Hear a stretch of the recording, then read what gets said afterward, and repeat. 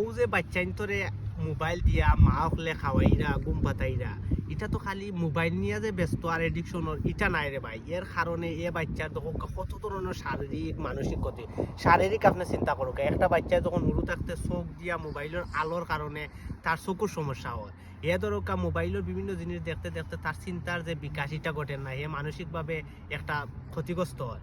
এবং দেখো হে ধরকা বাইরে খেলাধুলা থেকে বঞ্চিত হয়, গড় তার মোবাইল লইয়া ব্যস্ত, তার কারণে হে সমাজ পান না, সামাজিকরণের মাধ্যম থেকে হে বঞ্চিত হয়। হে দেখা গেছে যে ধরকা হে সবসময় একটা গড়ের মাঝে বন্দী, তার বিকাশ মানসিক শারীরিক সব ধরনের বিকাশ নষ্ট হয়ে যায় এই মোবাইলের কারণে। এই মোবাইল একটা একটা এডিকশন, এই মোবাইল একটা একটা ডেঞ্জারাস জিনিস। এটা ছোট হলো লাগে না, এটা বড় মাইচর লাগে। এবং ধরকা হে ধরকা মোবাইলে কনসেন্ট্রেট করার কারণে খানিত কনসেন্ট্রেট করতে পারে না, এ পড়াশোনায় কনসেন্ট্রেট করতে পারে না, এ মক্তব্য যান না, এ স্কুলও যান না, এ খান না, এ ঘুমান না। এটা করতে করতে একভাবে আজকে অটিজম, আজকে বিভিন্ন ধরনের